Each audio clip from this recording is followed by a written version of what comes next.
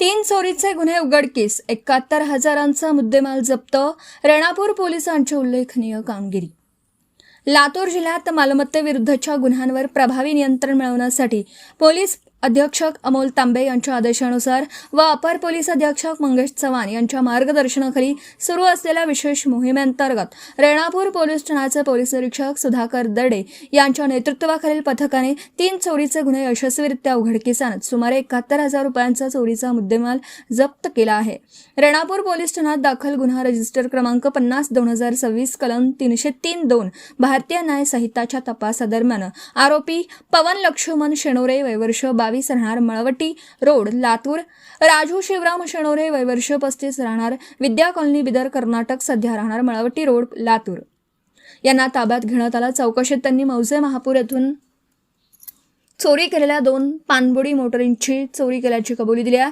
चोरीचा पुरावा नष्ट करण्याच्या उद्देशाने त्यांनी मोटारींचे वेगवेगळे भाग केले होते. पोलिसांनी आरोपींकडून ते सर्व पार्ट्स जप्त केले असून त्यांची किंमत सुमारे 16,000 रुपये आहे.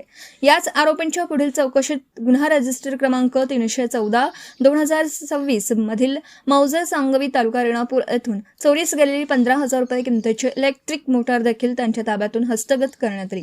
त्यामुळे या दोनही चोरीच्या गुन्ह्यांची यशस्वी उकल झाली. तसेच गुन्हा रजिस्टर क्रमांक 327/2026च्या तपासादरम्यान आरोपी लक्ष्मण चंदर शेणोरे वयवर्ष 48 राहणार मळवटी रोड लातूर याला अटक करण्यात आली. त्याने एका फरार साथीदाराच्या मदतीने सोमठाणा तालुका रेणापूर येथील निवाडा फाटा परिसरातून चोरी केलेली सुमारे 40,000 रुपये किमतीची मोटारसायकल त्याच्या ताब्यातून जप्त करण्यात आली.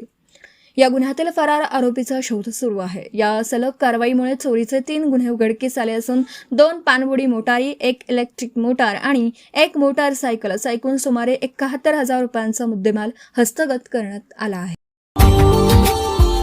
Subscribe now and press the bell icon. Never miss an update.